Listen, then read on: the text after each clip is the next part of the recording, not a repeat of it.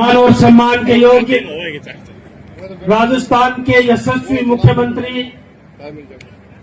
हमारे मार्गदर्शक और जिनकी रहनुमाई में पूरा राजस्थान आज हिंदुस्तान का नंबर 1 प्रदेश बनने जा रहा है, ऐसे हमारे यशस्वी मुख्यमंत्री का पिलानी की इस धरती पे और खेतड़ी के इन कार्यकर्ताओं की तरफ से मैं बहुत बहुत स्वागत करता हूं, अभिनंदन करता हूं। मुख्यमंत्री जी, हमने तो बाहर से 60 किलोमीटर से लाके यहाँ पे डेरा जमाया, फिर भी ये लोग आपके जो 1 वर्ष के कार्य हैं उनके प्रति जो कृतज्ञता प्रकट करने के लिए ये लोग यहाँ पे आए हैं। निश्चित रूप से विनम्र भाव से इन पूरे किसानों की, पूरे व्यापारियों की, नौजवानों की, जो भी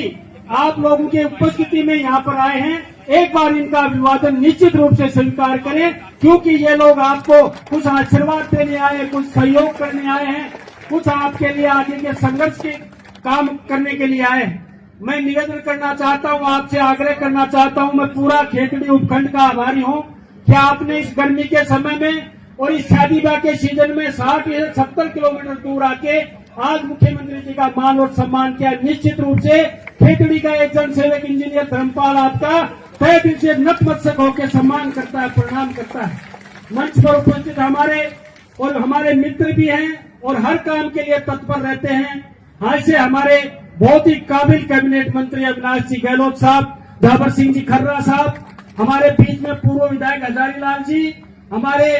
प्रदेश उपाध्यक्ष मुकेश जी, सरवण जी पगड़ी जी, जिला अध्यक्ष जी, सभी हमारे मान और सम्मान के योग्य सभी पदाधिकारीगण। मैं निवेदन करना चाहता हूं अध्यक्ष जी आपसे और मुख्यमंत्री जी कि 12 महीने के अंदर निश्चित रूप से आपकी उपस्थिति में अगर हम लोग गुणगान करें तो मैं समझता हूं ये जनता उसकी गवाह है, ये जनता इस चीज की गवाह है। 12 महीने के अंदर खेतड़ी क्षेत्र के अंदर मुख्यमंत्री जी आपका ध्यान आकर्षण करना चाहता हूं, 12 महीने के अंदर आपके द्वारा खेतड़ी क्षेत्र के अंदर जो विकास कार्य किए उनकी पुस्तिका मैंने ठीक 3 दिसंबर को जो हमारा रिजल्ट आया था, पूरे क्षेत्र की सभा करके मैंने 3 दिसंबर को खेतड़ी क्षेत्र के विकास की पुस्तिका मैंने छपवा के लोगों में वितरित की थी। उस समय आपके द्वारा 225 करोड़ के कार्य खेतड़ी क्षेत्र को दिए थे और आज खेतड़ी क्षेत्र के अंदर 325 करोड़ के कार्य चल रहे हैं, जिनमें मैं बड़े हर्ष के साथ कह सकता हूं पूरी 200 करोड़ की तो रोडों का काम चल रहा है। 28 स्वास्थ्य केंद्र देना, 61 आपने ट्यूबवेल देना और इतने ही आप लोगों ने और काम, चाहे बिजली का काम हो, चाहे चिकित्सा का, स्वास्थ्य का हो, चाहे शिक्षा का हो, ऐसे काम देकर खेतड़ी को जो कृतार्थ किया आपने, निश्चित रूप से आप धन्यवाद के पात्र हैं। मैं इस मंच की गरिमा रखते हुए अगर आप लोगों से बात करूं, निवेदन करूं, तो मैं इस बात से संतुष्ट हूं कि इस 12 महीने के या 16 महीने के कार्यकाल में खेतड़ी की जनता है जो संतुष्टि का भाव जता रही है। आज से पहले अक्सर आखिरी के साल में काम होते थे और हर बुजुर्ग यही कहते थे कि ये वोट लेने के लिए आखिरी के साल में काम किया है। मैं धन्यवाद देना चाहता हूं राजस्थान की सरकार को, राजस्थान की कैबिनेट को और राजस्थान के संगठन को कि उन्होंने जो काम अक्सर सरकारें 4 साल बाद में करती थी वो पहले साल में करके राजस्थान को नई ऊंचाइयां दिखाई है। इसके लिए राजस्थान की सरकार धन्यवाद की पात्र है। 35 लाख करोड़ के एमओयू करके आपने जो पहले साल के अंदर अक्सर दिखावा करने के लिए लोग आखिरी साल के अंदर काम करते हैं, लेकिन जो काम करने की इच्छा मन में तन मन वचन और कर्म से जो काम करने की इच्छा आपकी है वो पहले साल के अंदर आपने जो कार्य किए, निश्चित रूप से खेतड़ी की जनता, झुंझुनू की जनता, राजस्थान की जनता आपकी कृतज्ञ है। और विशेष रूप से आज आपका आगमन है, 3 दिन तक लगातार सड़कों पे आपका आगमन है। पहली साल के अंदर आप मुख्यमंत्री के नाते आप 3 दिन तक लगातार शेखावाटी की सुध ले रहे हैं और वो भी सुध इसलिए ले रहे हैं कि शेखावाटी क्षेत्र ऐसा क्षेत्र है, मैं कहना चाहता हूं नासा की एक रिपोर्ट के अंदर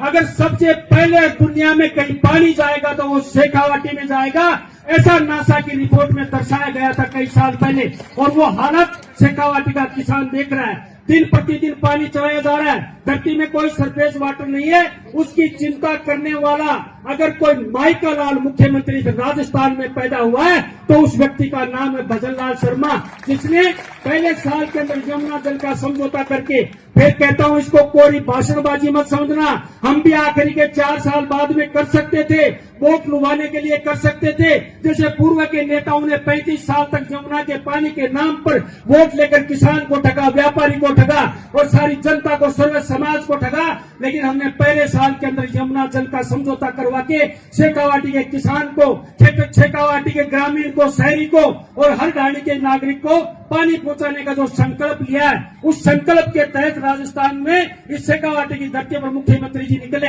आज दूसरा दिन है, कल तीसरा दिन होगा, निश्चित रूप से इस पे डीपीआर बनेगी और शेखावाटी में के साथ साथ खेतड़ी को भी पानी मिलेगा, निश्चित रूप से पानी मिलेगा, ये विश्वास आपको दिलाने के लिए है। मैं 5वीं बार मुख्यमंत्री जी, जो आप खेतड़ी में एक बार पहले आए थे, मंच पे कहा था, और जब जब आप मिलते हो मुझे कुछ नहीं चाहिए, मुझे चाहे और कुछ कम दे देना, और राज से और राम से मांगने में कोई शर्म नहीं करनी चाहिए। हमें अगर आप कुछ देना चाहते तो निश्चित रूप से खेतड़ी में जो राजा अजीत सिंह के बांध बनवाए हुए हैं, उन बांधों को भी अगर आप भर देंगे तो खेतड़ी का कायाकल्प हो जाएगा। ये लोग आपको और आपको आशीर्वाद देंगे, आने वाली पीढ़ियां हमको भूलेंगे नहीं, क्योंकि जो ऐतिहासिक कार्य होता है उसको जमाना याद रखता है, दुनिया याद रखती है, युगो युगांतर याद रखा जाता है कि ये काम उसके समय में हुआ था। मैं नहीं कहता मेरे हर खेत में नहर पहुंचा दीजिए, मैं ये नहीं कहता कि ये कर दीजिए, सिर्फ और सिर्फ आप बांध है, जो अजीत सागर बांध है, जिसमें इतना बड़ा स्टोरेज हो सकता है, राजा अजीत सिंह का बनाया हुआ, उस काल के अंदर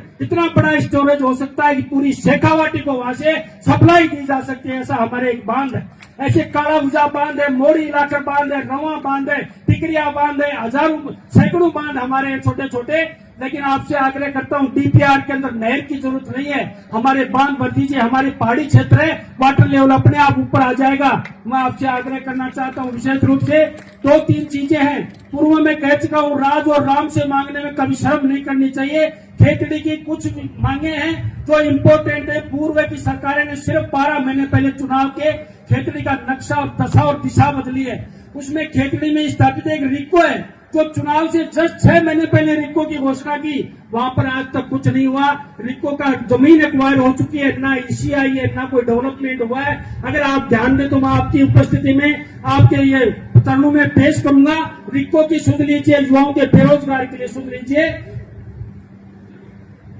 ज्यादा लंबी नहीं है, इनको भी पता लग जाएगा, वैसे मैं दे दूंगा, जल्दी जल्दी पढ़ दूंगा। खेतड़ी में सर्च फेरी भी चुनाव से जस्ट पहले चलाई गई थी, करोड़ों रुपए सरकार के बर्बाद किए, वो भी सुचारू रूप से नहीं चल रही है। हिंदुस्तान कॉपर लिमिटेड के बारे में तो आप सब लोग जानते हो, जो 1,500 लोगों को, कभी 15,000 लोगों को रोजगार देता था, उसके बारे में भी केंद्र सरकार से अगर आप लोग हमारी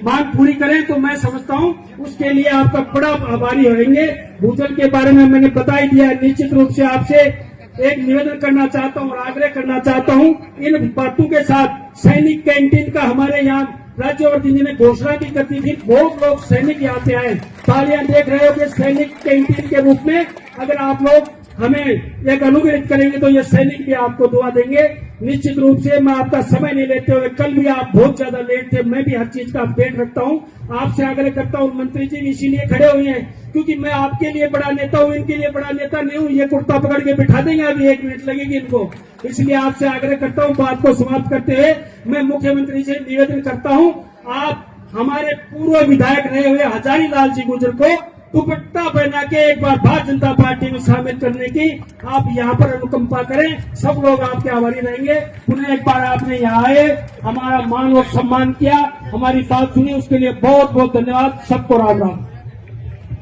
हजारी बाबू राम देख श्री हजारी लाल जी